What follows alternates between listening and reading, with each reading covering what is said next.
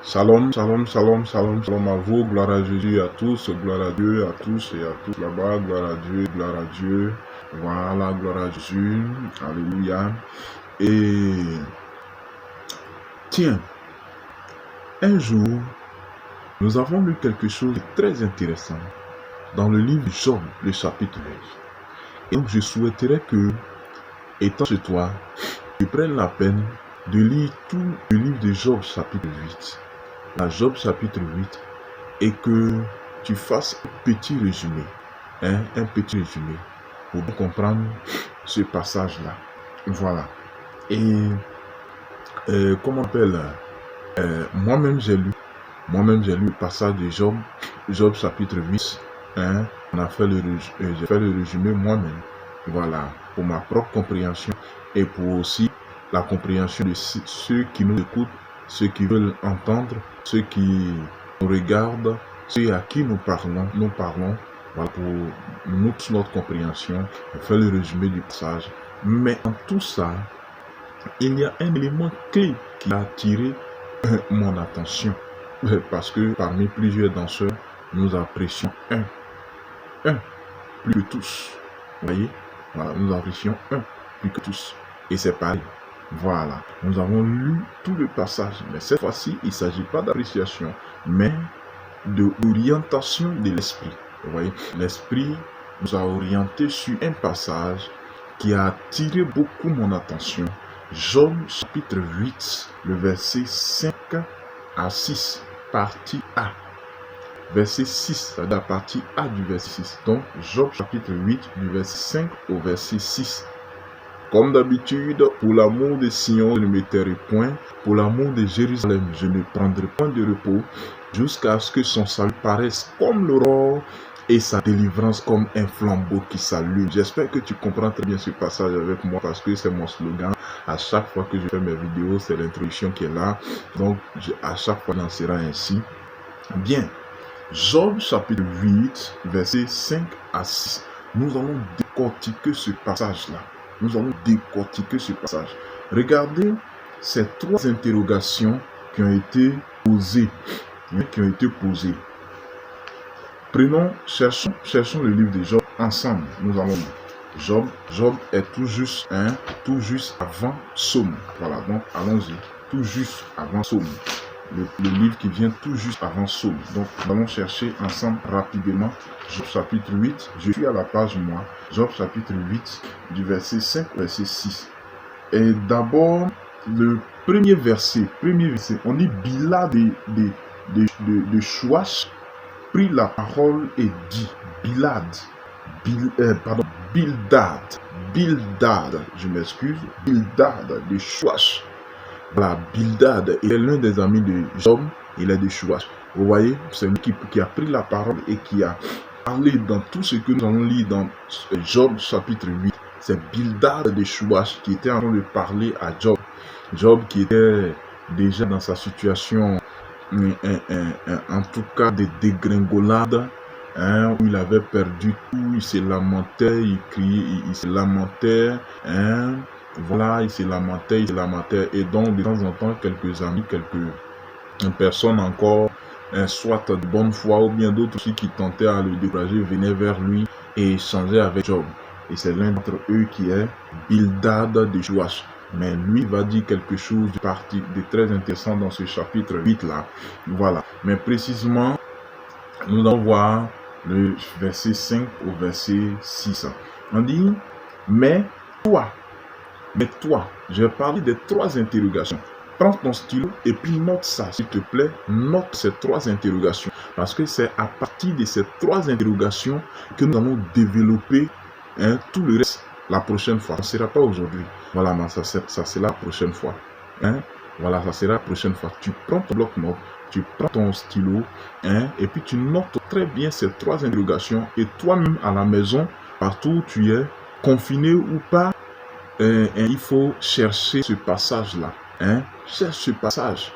La Bible a dit dans Josué chapitre 1 que ces livres de la loi ne s'éloignent point de ta bouche, donc ne dis pas que on parle de trop, ou bien que comme ceci, comme cela, ou bien ne pense pas que parce que nous ne sommes pas aussi célèbres comme le pasteur Mohamed Sanogo ou Ivan Castano, donc quelque chose de bon ne peut sortir de notre bouche. Je t'en prie, je te demande pardon, je vous demande pardon, hein.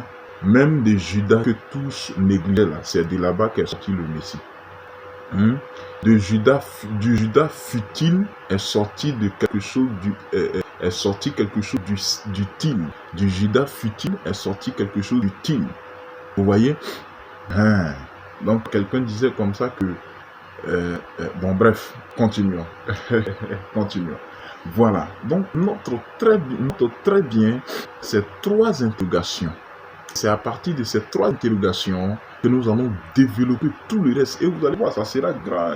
Et c'est enrichi l'Esprit de Dieu dans 1 Jean.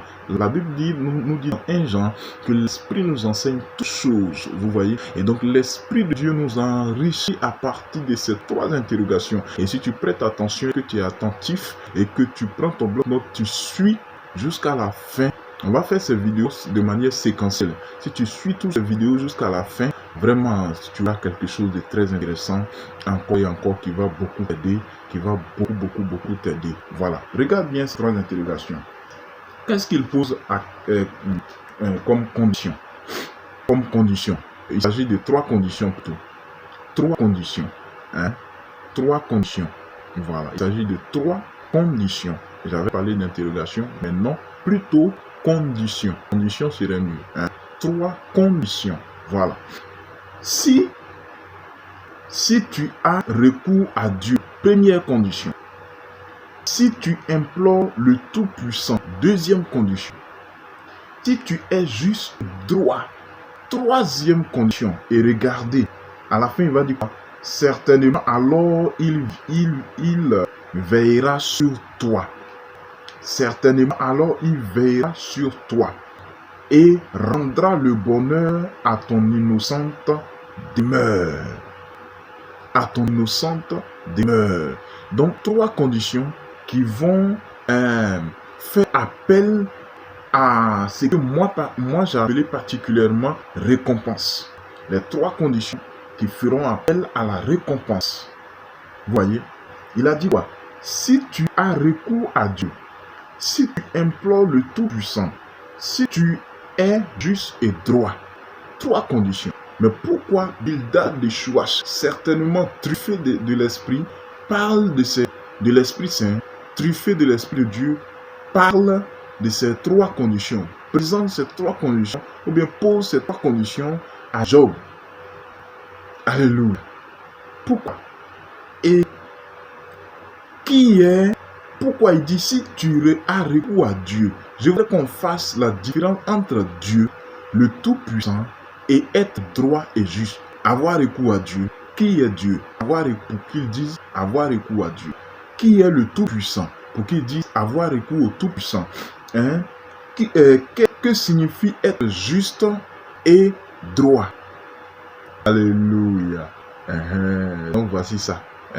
Voici ça. Je peux reformuler encore. Que signifie avoir recours à Dieu? Dans ça, nous allons voir qui est Dieu pour comprendre le fait d'avoir recours à Dieu. Ça, c'est la première condition. Première recherche que nous allons faire. Deuxième recherche. Que signifie le Tout-Puissant? Que signifie le Tout-Puissant? Ou bien que signifie avoir imploré le Tout-Puissant? Que signifie implorer le Tout-Puissant? Donc ici, Tout-Puissant, on va chercher à savoir qui est le Tout-Puissant. Et ici encore on dit que ici encore il a ajouté quelque chose qui nous amène aussi à chercher à savoir ce que signifie être juste et droit. Donc être juste et droit. Qui est juste et droit? Qui est le juste et le droit? Vous voyez, nous allons chercher ça. Et de manière séquentielle, de manière fragmentaire, nous allons faire cette vidéo-là de manière successive. Et donc je vous invite à bien prendre note, à bien vous préparer, à bien vous préparer.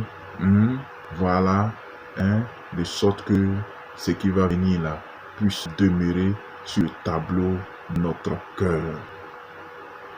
séance tenante. Que le Seigneur vous bénisse, que le Seigneur vous garde. C'était l'avant-goût de ce que nous allons faire. Ça sera profond, ça sera très profond. Et donc, je vous invite à vous disposer aussi à entrer en prière avec ce passage. Et nous comprendrons quelque chose de grand, de glorieux, de manière séquentielle. Préparez-vous donc, que le Seigneur vous bénisse. À bientôt. C'était le Fils de l'exhortation. Amen.